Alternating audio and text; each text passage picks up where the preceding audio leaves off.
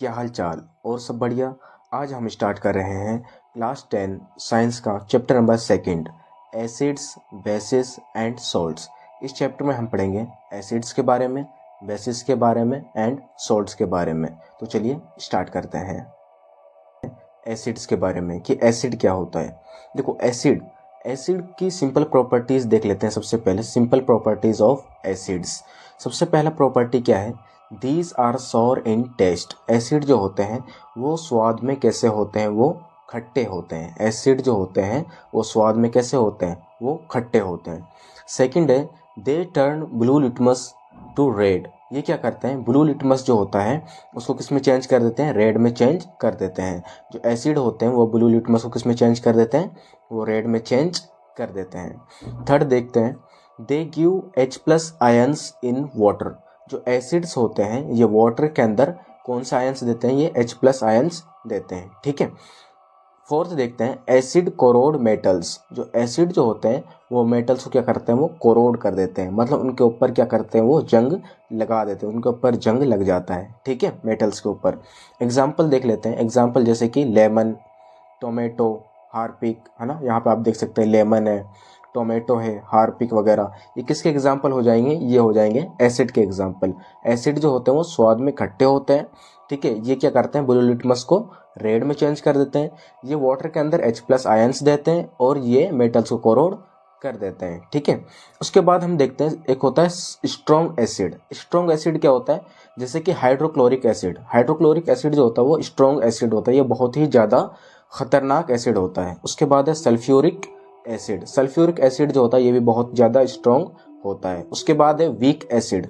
Weak acid क्या होता है, जो थोड़ा हल्का एसिड होता है, जो ज़्यादा खतरनाक नहीं होता है, जैसे कि एसिटिक एसिड, ऑक्जेलिक एसिड या फिर सिट्रिक एसिड। ये एसिड जो होते हैं ये क्या होते हैं, ये ज़्यादा खतरनाक नहीं होते। ये किस में पाए जाते हैं, जैसे कि फ्रूट्स वगैरह, वेजिटेबल्स वगैरह, इनके अंदर ये एसिड पाए जाते हैं।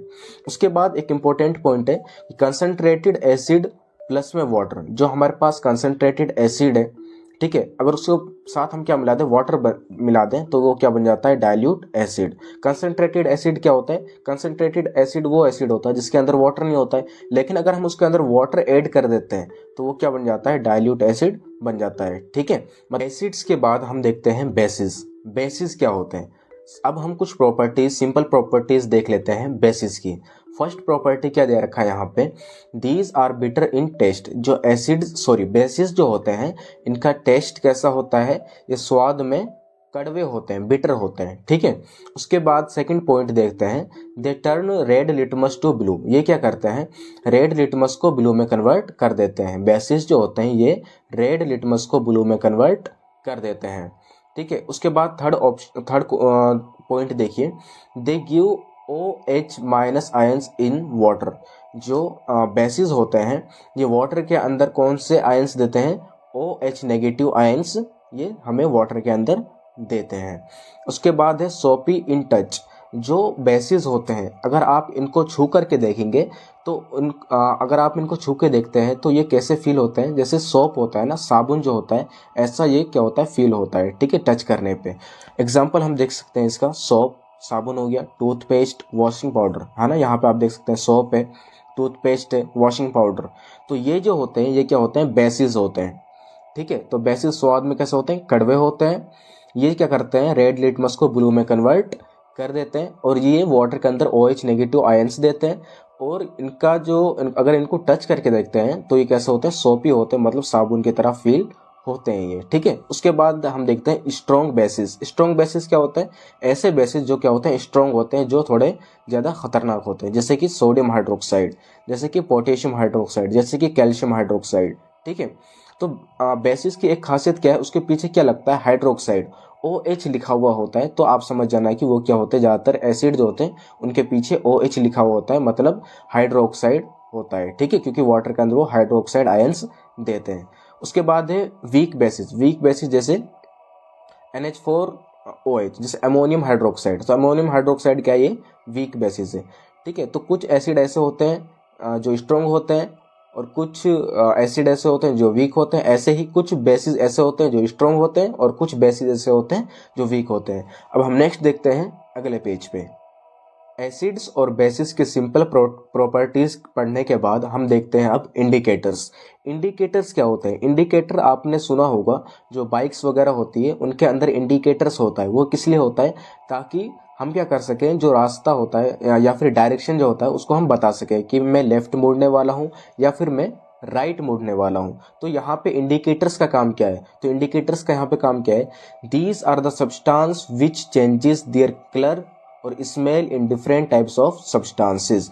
ये एक ऐसे सब्सटेंस होते हैं, इंडिकेटर्स ये एक ऐसे सब्सटेंस होते हैं जो क्या करते हैं, ये अपना कलर या फिर अपना स्मेल चेंज कर लेते हैं अलग अलग सब्सटेंसेस में जाने के बाद। ठीक है, ये क्या करते हैं, अपना स्मेल या फिर अपना कलर चेंज कर लेते हैं अगर आप इनको एसिड्स या बेसिस में डालते हैं। ठीक है, इंडिकेटर्स के टाइप्स कितने होते हैं और कौन कौन से होते हैं? सबसे पहले देखते हैं नेचुरल इंडिकेटर्स। पहला टाइप कौन सा है? Natural indicators. फिर है सिंथेटिक इंडिकेटर्स। फिर क्या है? Olfactory indicators. तो इंडिकेटर्स के टोटल कितने टाइप्स हो गए? 3 टाइप हो गए, नेचुरल इंडिकेटर्स, सिंथेटिक इंडिकेटर और ओल्फैक्टरी इंडिकेटर। सबको डिटेल में हम एक एक करके पढ़ते हैं। सबसे पहले हम देखते हैं नेचुरल इंडिकेटर्स को। नेचुरल इंडिकेटर्स क्या होते हैं? नाम से ही समझ में आ रहा है, जो क्या करते हैं, जो प्राकृतिक होते हैं, जो नेचुरल होते हैं। Those indicators found in nature in plants called natural indicators. ऐसे इंडिकेटर जो क्या होते हैं, हमारे नेचर में पाए जाते हैं, जैसे कि प्लांट्स वगैरह से एक्सट्रैक्ट होते हैं, प्लांट्स से मिलते हैं हमें। ठीक है, उसको हम क्या बोलते हैं? नेचुरल इंडिकेटर्स बोलते हैं। जैसे एग्जाम्पल के लिए हम देख सकते हैं, जैसे लिटमस। तो लिटमस जो होता है, अगर हम क्या करते हैं, लिटमस को अगर हम एसिड के अंदर डालते हैं तो इसका कलर कैसा हो जाता है? ब्लू से रेड में चेंज हो जाता है। ठीक है, लेकिन लिटमस को अगर मैं बेस के अंदर डालता हूं तो इसका कलर कैसा हो जाएगा? रेड से ब्लू चेंज हो जाता है। ठीक है, उसके बाद है टर्मरिक। टर्मरिक मतलब हल्दी। हल्दी जो होता है, अगर इसको आप क्या करते हो, एसिड के अंदर डालते हो तो इसके अंदर कोई भी चेंज नहीं आता है, इसके कलर के अंदर कोई भी चेंज नहीं आता है। लेकिन टर्मरिक को, हल्दी को अगर आप बेस के अंदर डालते हो तो इसका कलर कैसा हो जाता है? रेड, लाल कलर का हो जाता है। उसके बाद है रेड कैबेज, लाल गोभी जो होता है। ठीक है, तो रेड कैबेज जो होता है, अगर आप इसको एसिड के अंदर डालते हो तो उसका कलर कैसा हो जाता है? पिंक। लेकिन अगर आप इसको बेस के अंदर डालते हो तो उसका कलर कैसा हो जाता है? ग्रीन हो जाता है। ठीक है, तो अब आपने देख लिया कि नेचुरल इंडिकेटर्स क्या होते हैं और कौन कौन से होते हैं। अब 2 इंडिकेटर्स और बच गए, उसको हम देखते हैं नेक्स्ट पेज पर। टाइप है हमारा सिंथेटिक इंडिकेटर्स। सिंथेटिक इंडिकेटर्स क्या होते हैं? These are chemical substances made in laboratory. ये एक ऐसे सब्सटेंस होते हैं, ये केमिकल सब्सटेंस होते हैं जिसको किसमें बनाया जाता है? लैब के अंदर बनाया जाता है, लेबोरेटरी के अंदर इनको मैन्युफैक्चर किया जाता है, बनाया जाता है। ठीक है, ये मैन मेड सब्सटेंस होते हैं। जैसे एग्जांपल के लिए हम देख सकते हैं मिथिलीन ऑरेंज। मिथिलीन ऑरेंज जो होता है, अगर हम इनको एसिड के अंदर डालते हैं तो इनका कलर कैसा हो जाता है? ऑरेंज हो जाता है। ठीक है, लेकिन अगर हम इसको बेस के अंदर डालते हैं तो इसका कलर कैसा हो जाएगा? येलो हो जाएगा। ठीक है, उसके बाद हम सेकंड देखते हैं फिनोफ्थिलीन। फिनोफ्थिलीन जो है, अगर हम इसको एसिड के अंदर डालते हैं तो इसका कलर कैसा होता है? कलरलेस होता है। ठीक है, मतलब इसके अंदर कोई भी कलर चेंज नहीं होता है। ठीक है, कलरलेस बन जाता है।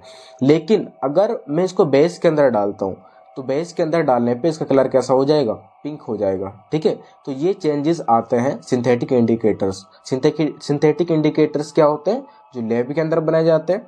और मिथिलीन ऑरेंज और फिनोफ्थिलीन जो होता है, ये क्या होता है? ये सिंथेटिक इंडिकेटर्स के एग्जाम्पल हैं। उसके बाद हम थर्ड देखते हैं ओल्फैक्टरी इंडिकेटर। ओल्फैक्टरी इंडिकेटर से समझ में आ रहा है ऐसे इंडिकेटर जो किसमें, जो हमें सूंघ करके, ऑर्डर के जरिए सूंघ करके पता चलते हैं, उसे हम बोलते हैं ओल्फैक्टरी इंडिकेटर्स। यहाँ पे देख लेते हैं इसका definition. These substances have different order in acids and bases. ये ऐसे सब्सटेंस होते हैं जिनको अगर आप एसिड और बेसिस में डालोगे तो इनका जो ऑर्डर होगा, इनका जो स्मेल होगा वो क्या हो जाएगा? चेंज हो जाएगा। ठीक है, एसिड पे डालने पे इनका स्मेल अलग हो जाता है और बेस पे डालने पे इनका जो स्मेल होता है वो चेंज हो जाता है। एग्जाम्पल देख लेते हैं, जैसे कि वेनिला एसेंस। वेनिला जो होता है, वेनिला फ्लेवर का आपने कभी आइसक्रीम खाया होगा, तो वेनिला एसेंस जो होता है, अगर आप इसको एसिड के अंदर डालते हो तो इसके अंदर से स्ट्रॉन्ग स्मेल आता है। ठीक है, बहुत ही स्ट्रॉन्ग अजीब सी स्मेल आती है। लेकिन अगर आप इसको बेस में डालते हो तो कोई भी स्मेल नहीं आती, नो स्मेल आती है। ठीक है, उसके बाद ऑलिव ऑयल जो होता है, इसको अगर हम एसिड के अंदर डालते हैं तो उसका जो स्मेल होता है वो भी स्ट्रॉन्ग स्मेल हो जाता है, मतलब उसमें से अजीब सी स्मेल आती है। लेकिन जो बेस होता है, अगर हम बेस के अंदर क्लोव ऑयल को डालते हैं तो उसमें से कोई भी स्मेल नहीं आती है। तो ये आपने इंडिकेटर्स के बारे में पढ़ लिया कि इंडिकेटर्स के 3 टाइप होते हैं। ठीक है, कौन कौन से टाइप होते हैं? नेचुरल इंडिकेटर, सिंथेटिक इंडिकेटर और olfactory indicator. Chemical properties of acids and bases, कि जो एसिड और बेसिस जो होते हैं इनकी केमिकल प्रॉपर्टीज क्या क्या होती हैं। ठीक है, तो सबसे पहले हम देखते हैं reactions of metals with acids and bases.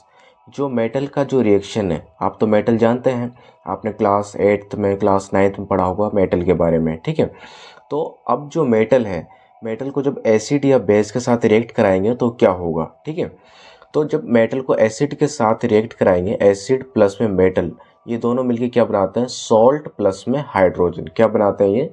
Salt plus में हाइड्रोजन। नमक और हाइड्रोजन गैस इसमें से निकलती है। ठीक है, इसका एक एग्जांपल देख लेते हैं। जैसे कि यहाँ पे आपको दे रखा है HCl, hydrochloric acid. Hydrochloric acid को जब जिंक के साथ रिएक्ट कराएंगे तो क्या बनेगा? जिंक क्लोराइड प्लस में हाइड्रोजन गैस। यहाँ पे एक जो जिंक क्लोराइड है यह है सॉल्ट एक। ठीक है, और इसमें से कौन सी गैस निकल रही है? हाइड्रोजन गैस निकल रही है। तो सिंपल सी बात यह है कि जब एसिड को मेटल के साथ रिएक्ट कराएंगे तो क्या बनेगा? सॉल्ट प्लस में हाइड्रोजन। ठीक है, अब देख लेते हैं बेस। जो बेस है ना, इसको जब मेटल के साथ रिएक्ट कराएंगे तो इसमें भी क्या बनेगा? इसमें सॉल्ट प्लस में हाइड्रोजन। ठीक है, एसिड के अंदर भी सॉल्ट प्लस में हाइड्रोजन और बेस के अंदर भी सॉल्ट प्लस में हाइड्रोजन ही बनेगा। ठीक है, जैसे कि इसका एग्जांपल देख लेते हैं। सोडियम हाइड्रोक्साइड, सोडियम हाइड्रोक्साइड को जब जिंक के साथ रिएक्ट कराएंगे तो क्या बनेगा? सोडियम जिंकेट प्लस में हाइड्रोजन गैस। ठीक है, सोडियम जिंकेट का यहाँ पे फॉर्मूला दे रखा है Na2ZnO2। ठीक है, तो ये सोडियम जिंकेट प्लस में हाइड्रोजन गैस। सोडियम जिंकेट जो है यह है एक सॉल्ट, नमक है। ठीक है, और कौन सी गैस निकलेगी इसमें से? Hydrogen gas. तो सिंपल सा है कि जब मेटल को एसिड या बेस के साथ रिएक्ट कराएंगे तो दोनों केस में क्या बनेगा? सॉल्ट प्लस में हाइड्रोजन गैस। नेक्स्ट देखते हैं अगले पेज पे, chemical properties of acids and bases में नेक्स्ट हम देखते हैं टेस्टिंग ऑफ हाइड्रोजन गैस, कि हाइड्रोजन गैस का हम टेस्टिंग कैसे करते हैं। तो क्या लिखा है यहाँ पे? Hydrogen gas released can be tested by bringing burning candle near the gas bubbles, it burst with pop sound. जो हाइड्रोजन गैस है, ठीक है, उसको जब हम टेस्ट करते हैं तो अगर टेस्ट करना है हमें तो हमें क्या करना पड़ता है? कहीं से अगर हाइड्रोजन गैस निकल रही है तो उसके पास अगर हम क्या लेकर के आएंगे? बर्निंग कैंडल लेकर के आएंगे, मतलब एक मोमबत्ती लेके आएंगे जलता हुआ, तो वहाँ पे कैसा साउंड पॉप होगा? Pop sound. ठीक है, पॉप साउंड वहाँ पे प्रोड्यूस होता है। यहाँ पे आपके एक एक्सपेरिमेंट दे रखा है आपके बुक में, वही मैंने यहाँ पे पिक्चर आपको ड्रॉप कर रखा है। आपके यहाँ पे एक स्टैंड दे रखा है, स्टैंड के साथ क्या जुड़ा हुआ है? यहाँ पे एक बीकर जुड़ा हुआ है। तो बीकर में क्या डला हुआ है? यहाँ पे डाइल्यूट सल्फ्यूरिक एसिड प्लस में जिंक ग्रेन्यूल्स। ठीक है, अब आपको पता है जब डाइल्यूट सल्फ्यूरिक एसिड के साथ जब जिंक ग्रेन्यूल्स हम मिलाते हैं तो उसमें से क्या निकलता है? गैस निकलती है, हाइड्रोजन गैस। अब हाइड्रोजन गैस आकर के ये जो पाइप है ना आपका जो दिख रहा है, इस पाइप के थ्रू हमने क्या कर रखा है? एक यहाँ पे सोप सॉल्यूशन, एक टब ले रखा है, टब के अंदर क्या मिला रखा है? पानी के साथ सोप सॉल्यूशन। ठीक है, साबुन वगैरह मिक्स कर रखा है। ठीक है, सर्फ वगैरह। तो अब हम क्या करेंगे? इस पाइप को इस टब के अंदर डाल देंगे। अब क्या होगा? इस टब में से छोटे छोटे से बबल्स निकलेंगे। ठीक है, छोटे छोटे से बबल्स निकलेंगे और बबल्स निकलने के बाद वो ऊपर की तरफ जाएंगे। तो अब हम क्या करेंगे? अपने हाथ में एक क्या लेंगे? कैंडल लेंगे। ठीक है, एक मोमबत्ती लेंगे और मोमबत्ती को जो हम किसके पास ले जाएंगे? इस बबल्स के पास ले जाएंगे। तो यहाँ पे कौन सा साउंड प्रोड्यूस होगा? यहाँ पे पॉप साउंड प्रोड्यूस होगा। ठीक है, तो इससे हम पता लगा सकते हैं कि यहाँ पे हाइड्रोजन गैस का प्रेजेंस है या फिर नहीं है। ठीक है, तो पॉप साउंड के जरिए हम क्या कर सकते हैं? हाइड्रोजन गैस का प्रेजेंस का पता लगा सकते हैं। ठीक है, अब हम नेक्स्ट देखते हैं अगले पेज पे, chemical properties of acids and bases में नेक्स्ट हम देखते हैं reactions of acids with metal carbonates या फिर मेटल हाइड्रोजन कार्बोनेट। जो एसिड है इसको अगर हम मेटल कार्बोनेट या फिर मेटल हाइड्रोजन कार्बोनेट के साथ रिएक्ट कराएंगे तो यहाँ पे क्या बनेगा? तो सबसे पहले देख लेते हैं एसिड्स के केस में कि जो एसिड है इसको मेटल कार्बोनेट या मेटल हाइड्रोजन कार्बोनेट के साथ जब रिएक्ट कराते हैं तो क्या बनता है? यहाँ पे सॉल्ट प्लस में कार्बन डाइऑक्साइड प्लस में वाटर। ठीक है, क्या बनेगा? सॉल्ट प्लस में कार्बन डाइऑक्साइड प्लस में वाटर। ठीक है, यहाँ पे 3 चीज़ें बनती हैं। ठीक है, अब इसका एक एग्जांपल देख लेते हैं। जैसे कि यहाँ पे हमने क्या ले लिया, हाइड्रोक्लोरिक एसिड। ठीक है, हाइड्रोक्लोरिक एसिड को जो हम क्या करेंगे, सोडियम कार्बोनेट के साथ रिएक्ट कराएंगे तो क्या बनेगा यहाँ पे, सोडियम क्लोराइड प्लस में कार्बन डाइऑक्साइड प्लस में वाटर। ठीक है, अब दूसरा एग्जाम्पल देख लेते हैं यहाँ पे। जैसे हाइड्रोक्लोरिक एसिड को अगर मैं सोडियम हाइड्रोजन कार्बोनेट के साथ रिएक्ट कराऊं तो यहाँ पे क्या बनेगा, सोडियम क्लोराइड प्लस में कार्बन डाइऑक्साइड प्लस में हाइड्रोजन गैस। मतलब दोनों केस में क्या बन रहा है यहाँ पे, सोडियम क्लोराइड प्लस में कार्बन डाइऑक्साइड प्लस में हाइड्रोजन गैस। तो सिंपल से आपको ये याद रखना है यहाँ पे कि जो अगर एसिड को अगर हम मेटल कार्बोनेट या मेटल हाइड्रोजन कार्बोनेट के साथ रिएक्ट कराएंगे तो क्या बनेगा, सोल्ट प्लस में कार्बन डाइऑक्साइड प्लस में वाटर बनेगा। ठीक है, तो आपको इन दोनों का क्या करना है, एक एक एग्जाम्पल आपको याद कर लेना है। ठीक है, पेपर के लिए। नेक्स्ट देखते हैं हम अगले पेज पे। नेक्स्ट अब हम देखते हैं reactions of basis with metal carbonates या फिर मेटल हाइड्रोजन कार्बोनेट की जो बेसिस है। ठीक है, बेसिस को अगर हम मेटल कार्बोनेट या मेटल हाइड्रोजन कार्बोनेट के साथ रिएक्ट कराएंगे तो यहाँ पे क्या बनेगा। ठीक है, तो सबसे पहले हम बेसिस को देख लेते हैं। Basis do not react with metal carbonates and metal hydrogen carbonates. यहाँ पे क्या दे रखा है कि बेसिस जो होते हैं वो ना तो मेटल कार्बोनेट के साथ रिएक्ट करते हैं और ना ही मेटल हाइड्रोजन कार्बोनेट के साथ रिएक्ट करते हैं। बेसिस किसी के साथ भी रिएक्ट नहीं करते हैं, ना तो मेटल कार्बोनेट या ना फिर मेटल हाइड्रोजन कार्बोनेट, दोनों के साथ ही रिएक्ट नहीं करते हैं। ठीक है, आया समझ में। नेक्स्ट देखते हैं हम अगले पेज पे। Chemical properties of acids and bases में हम नेक्स्ट देखते हैं testing of carbon dioxide gas, कि कार्बन डाइऑक्साइड के गैस का हम टेस्टिंग कैसे करते हैं। ठीक है, तो यहाँ पे क्या लिखा हुआ है, carbon dioxide can be tested by passing it through lime water. Carbon dioxide जो गैस है इसका टेस्ट हम कैसे कर सकते हैं, इसको लाइम वाटर से पास कराने के बाद हम इसका टेस्ट कर सकते हैं। लाइम वाटर क्या होता है, चूने का जो पानी होता है ना, तो उसको हम क्या बोलते हैं, लाइम वाटर बोलते हैं। ठीक है, तो सबसे पहले हम यहाँ पे क्या लेंगे, कैल्शियम हाइड्रोक्साइड। कैल्शियम हाइड्रोक्साइड क्या होता है, ट्रांसपेरेंट होता है, जिसके ट्रांसपेरेंट क्या होता है, जिसके हम आर पार देख सकते हैं। ठीक है, तो कैल्शियम हाइड्रोक्साइड हम लेंगे, इसको हम किसके साथ रिएक्ट कराएंगे, कार्बन डाइऑक्साइड के साथ रिएक्ट कराएंगे। कार्बन डाइऑक्साइड गैस इसके ऊपर से हम क्या करेंगे, पास कराएंगे। तो अब क्या बनेगा यहाँ पे, कैल्शियम कार्बोनेट बनेगा यहाँ पे। ठीक है, कैल्शियम कार्बोनेट क्या होता है यहाँ पे, मिल्की वाइट, मतलब दूधिया कलर हो जाएगा इसका। ठीक है, जैसे दूध का कलर होता है ना, इस हिसाब से इसका कलर हो जाएगा कैल्शियम कार्बोनेट का। और क्या बनेगा यहाँ पे, वाटर बनेगा। अब क्या होगा, when excess carbon dioxide is passed, अगर हम लगातार बहुत ही ज़्यादा कार्बन डाइऑक्साइड इसके ऊपर पास कराते रहें तो क्या होगा, यहाँ पे क्या बन जाएगा, कैल्शियम कार्बोनेट बन रहा है। कैल्शियम कार्बोनेट और वाटर के साथ अगर हम बहुत ही ज़्यादा एक्सेस में कार्बन डाइऑक्साइड पास कराएं तो वो क्या बन जाएगा, कैल्शियम हाइड्रोजन कार्बोनेट, है ना। तो वापस से क्या बन जाएगा, ये ट्रांसपेरेंट हो जाएगा। ठीक है, आया समझ में। तो इससे हम पता लगा सकते हैं कि किसी भी सॉल्यूशन के अंदर कार्बन डाइऑक्साइड गैस है या फिर नहीं है। ठीक है, तो सबसे पहले हमने क्या लिया था, कैल्शियम हाइड्रोक्साइड जो कि ट्रांसपेरेंट था, इसको कार्बन डाइऑक्साइड के साथ रिएक्ट कराया तो क्या बना, मिल्की वाइट, दूधिया कलर हो गया और साथ में वाटर बना। जब हम और भी ज़्यादा एक्सेस कार्बन डाइऑक्साइड पास कराएंगे तो क्या बन जाएगा, ये वापस से ट्रांसपेरेंट बन जाएगा, जो कि क्या बनेगा, कैल्शियम हाइड्रोजन कार्बोनेट बन जाएगा। ठीक है, नेक्स्ट देखते हैं हम अगले पेज पे। Chemical properties of acids and bases में नेक्स्ट देखते हैं हम reaction of acids and bases with each other.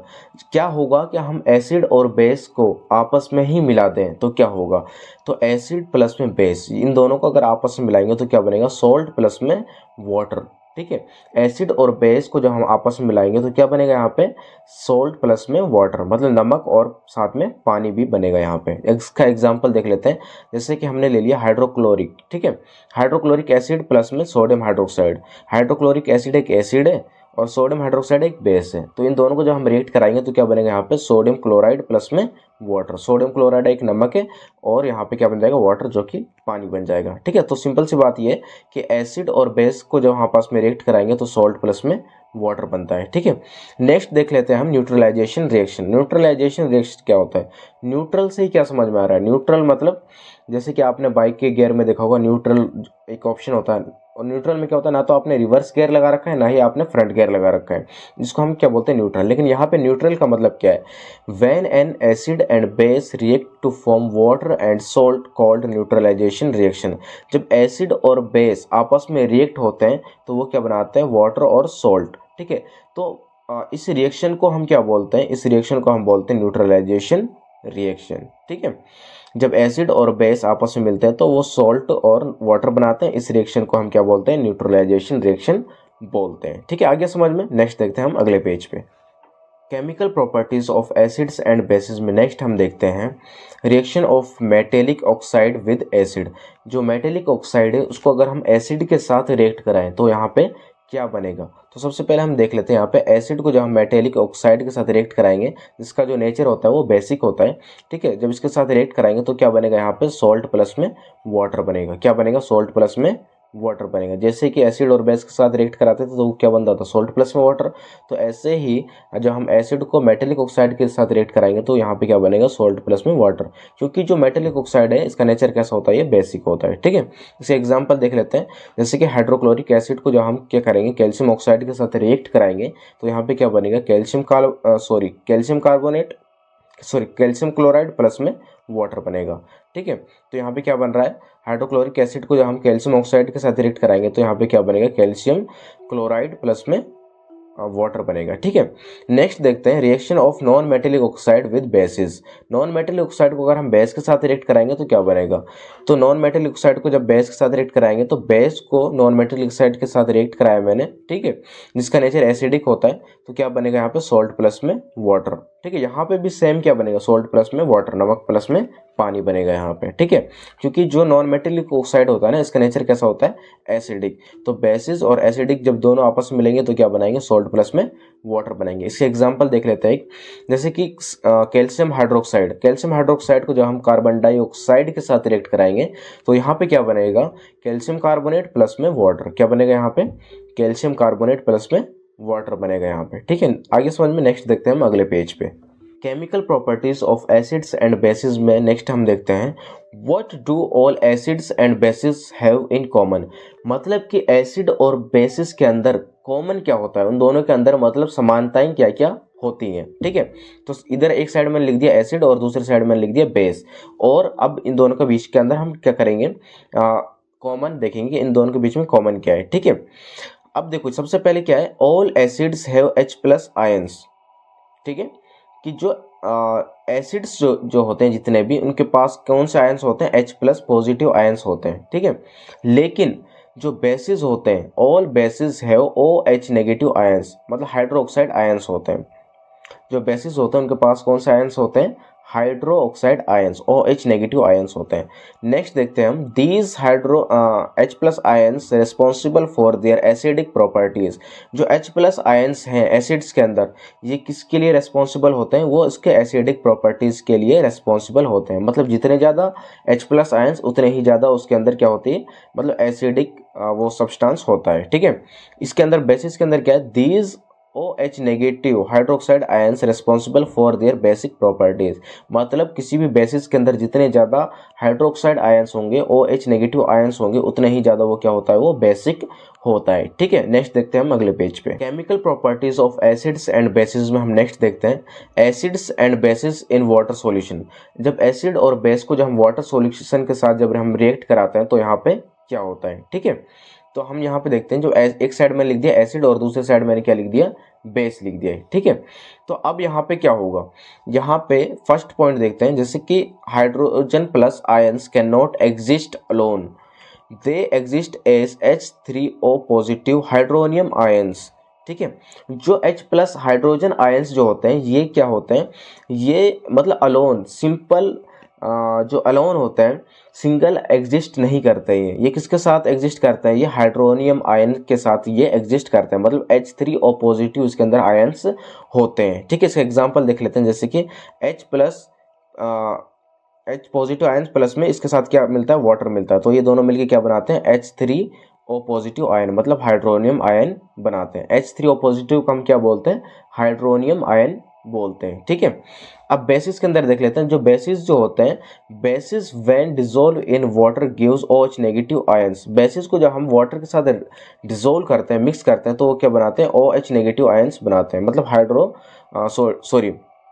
Hydroxide ions ये बनाते हैं। जैसे कि यहाँ पे हमने ले लिया सोडियम हाइड्रोक्साइड। जब सोडियम हाइड्रोक्साइड को जब हम वाटर के साथ रिएक्ट कराएंगे तो यहाँ पे क्या बनेगा, सोडियम, ठीक है, Na पॉजिटिव प्लस में OH negative hydro oxide ions यहाँ पे बनेंगे, OH नेगेटिव आयंस यहाँ पे बनेंगे, ठीक है। यूनिवर्सल इंडिकेटर, तो यूनिवर्सल इंडिकेटर क्या होता है? यूनिवर्सल इंडिकेटर को हम pH भी बोलते हैं। क्या बोलते हैं? pH मतलब पोटेंशियल ऑफ हाइड्रोजन भी इसको हम क्या करते हैं? बोलते हैं, ठीक है। अब ये होता क्या है, इसका डेफिनेशन हम यहाँ पे देख लेते हैं, ठीक है। क्या लिखा हुआ है यहाँ पे? It is mixtures of several indicators. ये क्या होता है? अलग अलग इंडिकेटर्स का क्या होता है? ये मिक्सचर होता है। इसमें अलग अलग इंडिकेटर्स क्या होते हैं? इसमें मिक्सचर। अब इंडिकेटर क्या होते हैं? इंडिकेटर ऐसे सब्सटेंस होता है जो ये बताता है कि कोई भी चीज़ एसिड है या फिर वो बेस है, और कितना ज़्यादा वो एसिड है या फिर वो कितना ज़्यादा बेस है, ठीक है। It shows different colors at different concentration of H plus ions in the solution। देखो ये क्या करता है? डिफरेंट कंसंट्रेशन में, ठीक है, H प्लस आयंस के डिफरेंट कंसंट्रेशन में ये क्या करता है? डिफरेंट कलर्स हमें देता है। अब इसका मतलब क्या है? इसका मतलब ये है, अगर H प्लस आयंस ज़्यादा होगा किसी सॉल्यूशन में तो इसका कलर जो होगा वो डिफरेंट होगा, और अगर H प्लस आयंस किसी सॉल्यूशन में कम होगा तो इसका कलर क्या होगा? डिफरेंट होगा, अलग होगा, ठीक है। तो यहाँ पे हमें दे रखा है पीएच स्केल। पीएच स्केल क्या होता है? पीएच स्केल जो होता है ये हमें बताता है, ठीक है। इसमें अलग अलग कलर्स आपको दिख रहे होंगे 0 से लेके 14 तक, ठीक है। तो इसमें ये पता चलता है कि कोई भी चीज़ कितना ज़्यादा एसिडिक है या कितना ज़्यादा बेस है या फिर वो न्यूट्रल है।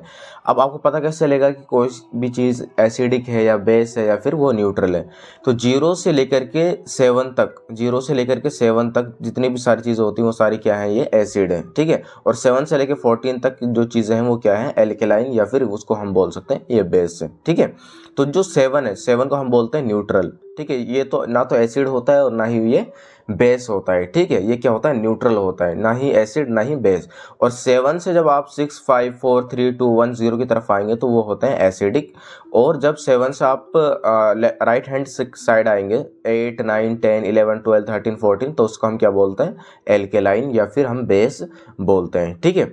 तो आप देख सकते हैं यहाँ पे एसिडिक के साइड में ज़्यादातर कैसे कलर नज़र आ रहा है आपको? रेड कलर नज़र आ रहा है, ठीक है। और बेस के साइड में आपको ब्लू कलर नज़र आ रहा होगा, ठीक है।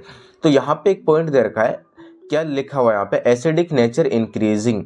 देखो जैसे जैसे हम 7 से 6 5 4 3 2 1 0 की तरफ बढ़ेंगे तो यहाँ पे एसिडिक नेचर जो होगा वो क्या हो जाएगा? वो इंक्रीज हो जाएगा, ठीक है। एसिडिक नेचर इंक्रीज होता चला जाएगा, उसके अंदर और भी ज़्यादा एसिड की मात्रा बढ़ती चली जाएगी। इधर क्या लिखा हुआ है? Basic nature increasing. जैसे जैसे आप 7 8 9 10 11 12 13 14 की तरफ बढ़ेंगे तो यहाँ पे क्या होगा? बेसिक नेचर इंक्रीज होता चला जाएगा। यहाँ पे जो बेसिक नेचर होगा उसकी मात्रा धीरे धीरे बढ़ती चली जाएगी। सेकंड क्या दे रखा है यहाँ पे? Increasing H plus ions. देखो जैसे कि आप 7 से 0 की तरफ चलते हैं तो यहाँ पे H प्लस आयंस जो होते हैं वो क्या होते हैं? वो बढ़ते हुए चले जाते हैं, ठीक है। लेकिन यहाँ पे क्या दे रखा है? Decreasing H plus ions.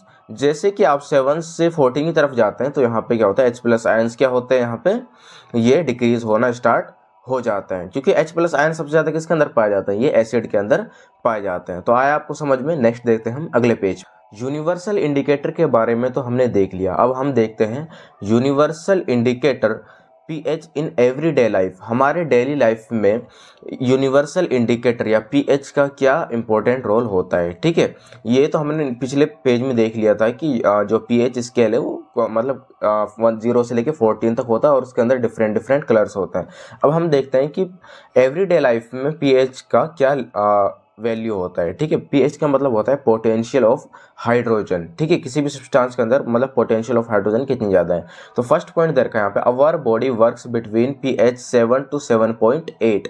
हमारा जो बॉडी है, हमारा जो शरीर है वो कितने पीएच पे वर्क करता है? 7 से लेकर के 7.8 तक के बीच में ये वर्क करता है। ना तो ज़्यादा ये एसिडिक होता है और ना ही ज़्यादा ये बेसिक होता है, मतलब ये एक तरीके से बोल सकते हैं ये न्यूट्रल होता है हमारा बॉडी जो होता है, ठीक है, इस पे वर्क करता है। उसके बाद है pH of rain less than 5.6 called acid rain. अगर कोई भी बारिश है उसका जो पीएच लेवल है वो 5.6 से अगर कम हो जाता है, ठीक है, तो उसको हम क्या बोलते हैं? एसिड रेन बोलते हैं। एसिड रेन जो है इससे बहुत ज़्यादा नुकसान होता है, हमारे स्किन को नुकसान होता है, हमारे जो क्रॉप्स है ना, फसल है, उनको नुकसान होता है, बिल्डिंग्स को नुकसान होता है। जैसे कि ताजमहल वगैरह धीरे धीरे फेड होता जा रहा है, येलोइश होता जा रहा है। वो किस वजह से हो रहा है? वो हो रहा है एसिड रेन की वजह से, ठीक है। उसके बाद क्या है? अवर stomach produce HCl pH 1 days 1 to 1.5। ठीक है, यहाँ भी क्या देखा, हमारा जो पेट है वो क्या प्रोड्यूस करता है, एक एसिड प्रोड्यूस करता है जिसका नाम है HCl, hydrochloric acid. Hydrochloric acid जो है ये हमारे पेट जो प्रोड्यूस करता है, इसका pH लेवल कितना होता है 1 से लेकर 1.5, मतलब बहुत ही ज़्यादा एसिडिक होता है, जो कि क्या करता है सारे चीज़ों को पचा देता है। ठीक है, सारे फूड को ये डाइजेस्ट कर देता है। उसके बाद फोर्थ पॉइंट देखते हैं यहाँ पे, tooth decay starts when pH of mouth less than 5.5। जो हमारा दांत टूटना स्टार्ट होता है ये कब स्टार्ट होता है, जब हमारे माउथ का pH लेवल 5.5 से कम हो जाता है तो हमारे दांत टूटना स्टार्ट हो जाते हैं। ठीक है, तो अब सिक्स्थ पॉइंट देखते हैं, plant need specific pH for their growth. जो प्लांट्स होते हैं, ठीक है, इनको प्रॉपर स्पेसिफिक pH चाहिए उनकी ग्रोथ के लिए। अगर pH लेवल ज़्यादा होगा तो प्लांट्स का अच्छे से ग्रोथ नहीं हो पाएगा, या pH लेवल कम होगा तब भी प्लांट्स का ग्रोथ ढंग से नहीं हो पाएगा। तो प्लांट्स की ग्रोथ के लिए प्रॉपर pH स्पेसिफिक pH होना बहुत ही ज़्यादा ज़रूरी होता है। उसके बाद लास्ट पॉइंट देखते हैं, सेल्फ डिफेंस बाय एनिमल्स। जो एनिमल्स वगैरह होते हैं ये क्या करते हैं, अपने सेल्फ डिफेंस के लिए भी किसका इस्तेमाल करते हैं, pH का इस्तेमाल करते हैं, एसिड्स वगैरह का इस्तेमाल करते हैं। जैसे आपने मधुमक्खी वगैरह को देखा होगा, तो मधुमक्खी जो होते हैं वो क्या करते हैं, डंक मारते हैं। तो डंक के अंदर उनका एक एसिड होता है जिसको हम मिथेनोइक एसिड बोलते हैं, जिसकी वजह से हमारे शरीर के अंदर सूजन आ जाती है। तो वो सेल्फ डिफेंस में इसका यूज़ करते हैं। आया समझ में। नेक्स्ट देखते हैं हम अगले पेज पे। यूनिवर्सल इंडिकेटर समझने के बाद अब नेक्स्ट टॉपिक आता है हमारा salts, acid base and salt, ये चैप्टर का नाम है। तो एसिड और बेस तो हमने देख लिया, अब हम देखेंगे सोल्ट्स के बारे में कि सोल्ट क्या होता है। सोल्ट का मतलब हिंदी में इसको बोलते हैं हम नमक। क्या बोलते हैं हिंदी में इसको, हम बोलते हैं नमक। अब सोल्ट जो होता है ये होता है क्या है, salt is an ionic compound formed by an neutralisation reaction. Salt जो है, नमक जो है, ये क्या है, आयोनिक कंपाउंड है। आयोनिक कंपाउंड इसको हम क्यों बोलते हैं, क्योंकि ये किससे मिलकर बनता है, ये एक तो पॉजिटिव आयन और एक नेगेटिव आयन। फॉर एग्जांपल जैसे कि Na पॉजिटिव प्लस में Cl नेगेटिव, ये दोनों मिलकर क्या बनाते हैं, ये दोनों मिलकर बनाते हैं NaCl। ठीक है, सोडियम क्लोराइड।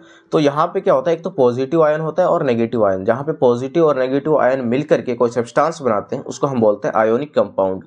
अब ये जो आयोनिक कंपाउंड है ये मिलके कैसे बनता है, सबसे पहले लेते हैं हम एसिड। एसिड और बेस को जब हम मिलाते हैं तो क्या बनता है, सोल्ट प्लस में वाटर बनता है। ठीक है, एसिड और बेस को जब हम मिलाते हैं तो क्या बनता है, सोल्ट प्लस में वाटर बनता है। ठीक है, तो इसी हिसाब से यहाँ पे क्या बनता है, सोल्ट बन जाता है। उसके बाद एग्जांपल देख लेते हैं इसका सोल्ट का, जैसे कि NaCl सोडियम क्लोराइड, या फिर CaCl2 कैल्शियम क्लोराइड, इसका एग्जांपल हो जाएगा। नेक्स्ट टॉपिक आता है हमारा केमिकल्स फ्रॉम सोल्ट्स, मतलब सोल्ट से कौन कौन से केमिकल्स यहाँ पे बनते हैं। तो हमारे बुक में टोटल 5 केमिकल्स दे रखे हैं जो किससे बनते हैं, सोल्ट से बनते हैं। और एग्जाम में इनको बार बार पूछते हैं, 1 या 2 नंबर में पूछ लेते हैं, इनका फॉर्मूला वगैरह या इनके यूजेस वगैरह पूछ लेते हैं। तो इसको हम डिटेल में पढ़ते हैं। सबसे पहले हम ये देख लेते हैं कि कौन कौन से सोल्ट्स आपको दे रखा है, कौन कौन से सोल्ट्स के केमिकल्स आपको दे रखा है और उसके फॉर्मूला क्या है। तो सबसे पहला है सोडियम हाइड्रोक्साइड। सोडियम हाइड्रोक्साइड का फॉर्मूला क्या होता है, NaOH, सोडियम हाइड्रोक्साइड। ठीक है, उसके बाद है ब्लीचिंग पाउडर। ब्लीचिंग पाउडर का फॉर्मूला क्या होता है, CaOCl2, calcium oxychloride.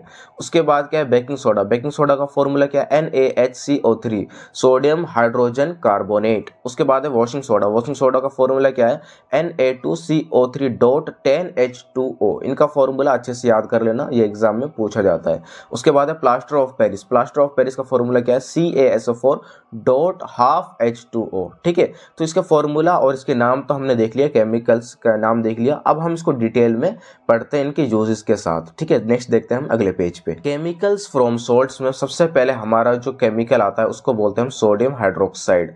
Sodium hydroxide का फॉर्मूला क्या होता है, NaOH। इसको हम कास्टिक सोडा भी बोलते हैं। ठीक है, उसके बाद यहाँ पे दे रखा है आपको, when electricity pass through an aqueous solution of NaCl it decompose to form NaOH। जब क्या होता है, एक्वस सॉल्यूशन, NaCl के एक्वस सॉल्यूशन से जब इलेक्ट्रिसिटी पास किया जाता है तो वो डिकम्पोज होकर के वो क्या बनाता है, NaOH, सोडियम हाइड्रोक्साइड बनाता है। आपके बुक में यहाँ पे एक पिक्चर दे रखा है। अब पिक्चर से पहले हम यहाँ पे इसका इक्वेशन देख लेते हैं। तो NaCl को जब हम क्या करते हैं, वाटर के अंदर रिएक्ट कराते हैं और जब इलेक्ट्रिसिटी हम पास करवाते हैं तो यहाँ पे क्या बनता है, NaOH, और उसके बाद Cl2 क्लोरीन बनता है, उसके बाद H2 यहाँ पे क्या बनता है, हाइड्रोजन गैस बनता है। ठीक है, क्लोरीन गैस और हाइड्रोजन गैस। अब यहाँ पे क्या दे रखा है आपको, यहाँ पे 2 रोड दे रखे हैं। तो 2 रोड में यहाँ पहले रोड पे क्या दे रखा है आपको, एनोड, और दूसरे रोड पे क्या दे रखा है आपको, कैथोड। ठीक है, अब एनोड और कैथोड आपको यहाँ पे क्या दे रखा है, 2 रोड दे रखा है। अब ये जो 2 रोड है, जो एनोड होता है इसके ऊपर होता है पॉजिटिव चार्ज और कैथोड के ऊपर क्या होता है, नेगेटिव चार्ज होता है। ठीक है, तो अब जब हम इलेक्ट्रिसिटी पास कराएंगे तो क्या होगा, यहाँ पे जो आपका क्लोरीन है, ठीक है, क्लोरीन है, इसके ऊपर क्या बनेगा, एनोड बनेगा। क्या बनेगा, एनोड। ठीक है, पॉजिटिव चार्ज आ जाएंगे इसके पास, अट्रैक्ट करेंगे। उसके बाद क्या है, यहाँ पे जो आपका हाइड्रोजन है उसके पास कौन से चार्ज आ जाएंगे, यहाँ पे कैथोड चार्ज यहाँ पे आ जाते हैं। ठीक है, तो सोडियम हाइड्रोक्साइड के बारे में तो हमने देख लिया। अब हम देखते हैं सोडियम हाइड्रोक्साइड का यूजेस ऑफ सोडियम हाइड्रोक्साइड। तो फर्स्ट यूज क्या है, it use to make soaps and detergent, साबुन और सर्फ बनाने के लिए इसका यूज किया जाता है। दूसरा क्या है, it used in paper manufacture, paper वगैरह बनाने के लिए इसका यूज किया जाता है। तीसरा है, it used in oil refining, जो ऑयल रिफाइन वगैरह करते हैं, ऑयल को जो रिफाइन करते हैं उसमें भी इसका यूज किया जाता है। फोर्थ है, it used in PVC manufacture, जो पीवीसी होते हैं, पीवीसी पाइप वगैरह आपने देखा होगा, तो उसको मैन्युफैक्चर करने के लिए, बनाने के लिए भी इसका यूज़ किया जाता है सोडियम हाइड्रोक्साइड का। लास्ट है, also used in pesticides. Pesticide ऐसी दवाइयाँ होती हैं जो क्या होता है, अनवांटेड प्लांट्स को किल करने के लिए ज़रूरी होती हैं। जैसे कुछ प्लांट्स ऐसे होते हैं जिसको जो फसल के साथ साथ उग जाते हैं, जिसको हम चाहते भी नहीं है। ठीक है, तो उसको किल करने के लिए उसको हम क्या डालते हैं, पेस्टिसाइड वगैरह डालते हैं। ठीक है, तो पेस्टिसाइड को बनाने के लिए भी इसका यूज़ किया जाता है सोडियम हाइड्रोक्साइड का। नेक्स्ट देखते हैं हम अगले पेज पे। केमिकल्स फ्रॉम सॉल्ट्स में सेकंड आता है हमारा ब्लीचिंग पाउडर। ब्लीचिंग पाउडर का फॉर्मूला क्या होता है, CaOCl2, कैल्शियम ऑक्सीक्लोराइड। तो अब इसके बारे में क्या दे रखा है, it is produced by the action of chlorine on dry slagged lime. देखो, जो ड्राई स्लैग्ड लाइम होता है, मतलब कैल्शियम हाइड्रोक्साइड जो होता है, जब इसमें हम क्लोरीन का रिएक्शन करवाते हैं, एक्शन करवाते हैं, तो यहाँ पे क्या बनता है हमारा, कैल्शियम ऑक्सीक्लोराइड, मतलब ब्लीचिंग पाउडर बनता है और साथ में वाटर भी बनता है। तो यहाँ पे इक्वेशन आपको दे रखा है, कैल्शियम हाइड्रोक्साइड को जब हम क्लोरीन के साथ जब रिएक्ट कराते हैं तो यहाँ पे क्या बनता है, कैल्शियम ऑक्सीक्लोराइड प्लस में वाटर यहाँ पे बनता है। अब इसका यूज देख लेते हैं कि ब्लीचिंग पाउडर का यूज क्या होता है। तो पहला यूज क्या देखा है, bleaching cotton and linen industry, कपड़े वगैरह का जो इंडस्ट्री होता है, जैसे कॉटन वगैरह, लिनन इंडस्ट्री वगैरह जो होता है, इसमें यूज किया जाता है ब्लीचिंग पाउडर का। सेकंड क्या है, ब्लीचिंग वूल पल्प इन पेपर फैक्ट्रीज, जो पेपर की फैक्ट्री वगैरह होती है, पेपर जो बनाए जाते हैं, तो उसमें वूल पल्प के तौर पे इसका इस्तेमाल किया जाता है ब्लीचिंग पाउडर का। ठीक है, थर्ड है यहाँ पे oxidising agent in chemical industry, chemical industry के अंदर ऑक्सीडाइजिंग एजेंट के तौर पे इसका इस्तेमाल किया जाता है। लास्ट क्या है, डिसइंफेक्टिंग ड्रिंकिंग वाटर, जो पीने का पानी होता है, ठीक है, तो पीने के पानी को साफ करने के लिए, डिसइंफेक्ट करने के लिए, उनके अंदर से बैक्टीरिया वगैरह को किल करने के लिए किसका यूज किया जाता है, ब्लीचिंग पाउडर का यूज किया जाता है। आ गया समझ में। नेक्स्ट देखते हैं हम अगले पेज पे। केमिकल्स फ्रॉम सॉल्ट्स में थर्ड आता है हमारा बेकिंग सोडा। बेकिंग सोडा का फॉर्मूला क्या होता है, NaHCO3, सोडियम हाइड्रोजन कार्बोनेट। अब यहाँ पे इसका इक्वेशन दे रखा है, जब सोडियम क्लोराइड को जब हम वाटर और कार्बन डाइऑक्साइड के साथ जब रिएक्ट कराते हैं, तो यहाँ पे और अमोनिया के साथ जब रिएक्ट कराते हैं तो क्या बनता है यहाँ पे, NaNH4Cl अमोनियम क्लोराइड प्लस में NaHCO3 सोडियम हाइड्रोजन कार्बोनेट यहाँ पे बनता है, मतलब बेकिंग सोडा भी यहाँ पे बन जाता है। ठीक है, यहाँ पे क्या लिखा हुआ है इसका definition, it is mild non corrosive base.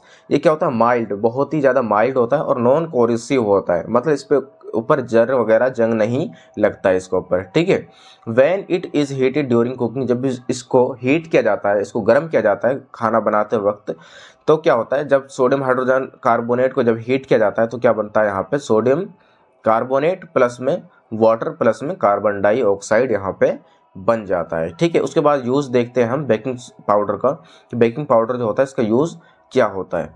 यहाँ पे देखो, बेकिंग सोडा का यूज़, यहाँ पे बेकिंग पाउडर नहीं आएगा, यहाँ पे बेकिंग सोडा आएगा। ठीक है, बेकिंग सोडा का यूज़ क्या होगा, यहाँ पे पहला यूज़ क्या है, एन इंग्रेडिएंट एंटासिड।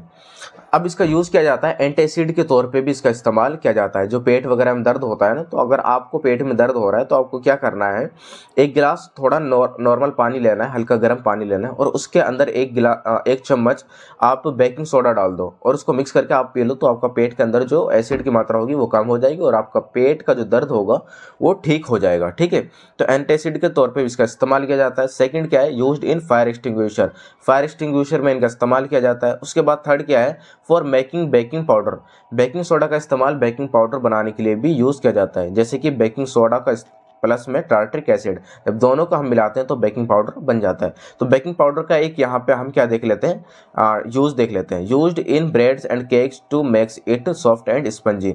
तो बेकिंग पाउडर का यूज़ किस लिए हम करते हैं कि जो ब्रेड वगैरह बनाते हैं ना, ब्रेड या केक वगैरह बनाते हैं, तो उसको स्पंजी बनाने के लिए, उसको थोड़ा क्या करने के लिए, फुलाने के लिए, या फिर आपने देखा होगा जो तंदूरी रोटी होती है उसको फुला देते हैं, तो वो किस वजह से फूल जाती है, वो बेकिंग पाउडर की वजह से फूल जाती है। ठीक है, तो इसका इस तरीके से इस्तेमाल होता है। नेक्स्ट देखते हैं हम अगले पेज पे। केमिकल्स फ्रॉम सॉल्ट्स में फोर्थ हम देखते हैं वॉशिंग सोडा।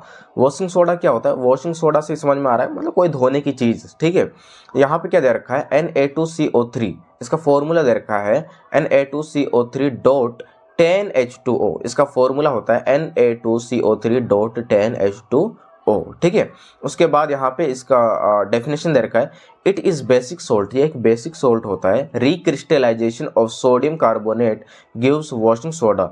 जब हम सोडियम कार्बोनेट को जब हम रिक्रिस्टलाइज करते हैं तो यह हमें क्या देता है, वॉशिंग सोडा देता है। इसको हम एक इक्वेशन की मदद से देख लेते हैं। जब हम क्या लेते हैं यहाँ पे सोडियम कार्बोनेट, है ना, Na2CO3 सोडियम कार्बोनेट ले लिया, जो हम इसको किसके साथ रिएक्ट कराते हैं, रिक्रिस्टलाइज करते हैं। तो यहाँ पे रिक्रिस्टलाइज करने के लिए 10H2O वाटर जो मॉलिक्यूल होता है, इसको हम क्या करेंगे, इसके साथ जब रिएक्ट कराएंगे तो यहाँ पे क्या बनेगा, ये सोडियम कार्बोनेट मतलब Na2CO3 डॉट 10H2O। तो मतलब एक तरीके से ये वॉशिंग सोडा बन जाता है। तो वॉशिंग सोडा का यहाँ पे हम यूज़ देख लेते हैं। फर्स्ट यूज़ क्या है, in glass soap and paper industry, मतलब ग्लास वगैरह, शीशे वगैरह, कांच वगैरह बनाने के लिए। ठीक है, सोप, साबुन और पेपर इंडस्ट्री के तौर पे भी इसका इस्तेमाल किया जाता है, पेपर वगैरह बनाने के लिए। सेकंड देखते हैं मैन्युफैक्चर ऑफ बोरेक्स, बोरेक्स को बनाने के लिए, बोरेक्स का मैन्युफैक्चर करने के लिए भी वॉशिंग सोडा का यूज़ किया जाता है। उसके बाद थर्ड है क्लीनिंग एजेंट इन हाउसेज, जो घर वगैरह को हम साफ करते हैं, ठीक है, सफाई वगैरह करने के लिए भी वॉशिंग सोडा का यूज़ किया जाता है। फोर्थ क्या है, removing hardness of water, water का जो हार्डनेस होता है उसको रिमूव करने के लिए भी वॉशिंग सोडा का यूज़ किया जाता है। आया समझ में आपको? नेक्स्ट देखते हैं हम अगले पेज पे। केमिकल्स फ्रॉम सॉल्ट्स में हमारा लास्ट टॉपिक आता है plaster of Paris. Plaster of Paris को हम शॉर्ट फॉर्म में क्या बोलते हैं, POP, है ना, प्लास्टर ऑफ पेरिस। इसका फॉर्मूला क्या होता है, CaSO4 डॉट हाफ H2O। तो इनका फॉर्मूला आपको याद रखना है, एग्जाम में एक नंबर में पूछ लेते हैं। उसके बाद यहाँ पे आपको इसका डेफिनेशन दे रखा है, when heating gypsum CaSO4 dot 2H2O। जब जिप्सम जो होता है उसको जब हीट किया जाता है, जिप्सम का फॉर्मूला क्या होता है, CaSO4 dot 2H2O at 100 degree Celsius 373 kelvin it loses water molecules and becomes POP। जब जिप्सम को जब हम 100 डिग्री सेल्सियस पे हम हीट करते हैं, गर्म करते हैं, तो उसके अंदर से वाटर मॉलिक्यूल जो होते हैं वो लूज हो जाते हैं, वो उड़ जाते हैं, और क्या बन जाता है, वो POP बन जाता है, मतलब प्लास्टर ऑफ पेरिस बन जाता है। It is a white powder और mixing with water it changes in gypsum. जब इसको हम वाटर के साथ मिक्स करते हैं, जो ये पाउडर, वाइट पाउडर बचा, ठीक है, इसको जो हम पानी के साथ मिक्स करते हैं तो वापस से ये जिप्सम में चेंज हो जाता है। तो ये जैसे कि हमने ले लिया यहाँ पे CaSO4 हाफ H2O, ठीक है। तो अगर जब हम उसको वाटर के साथ मिक्स करेंगे तो यहाँ पे क्या बन जाएगा, वापस से ये प्लास्टर ये जिप्सम बन जाएगा, CaSO4 डॉट 2H2O ये बन जाता है। कभी कभी एग्जाम में क्वेश्चन पूछते हैं, या वैसे आपको नॉलेज के लिए मैं बता रहा हूँ कि प्लास्टर ऑफ पेरिस जो होता है, इसको प्लास्टर ऑफ पेरिस ही क्यों बोलते हैं। तो प्लास्टर ऑफ पेरिस इसलिए बोलते हैं क्योंकि इसका जो इनोवेशन हुआ था, इसका जो खोज हुआ था, वो कहाँ पे हुआ था, पेरिस में हुआ था। ठीक है, उसके बाद यूज़ देख लेते हैं, प्लास्टर ऑफ पेरिस का यूज़ देख लेते हैं।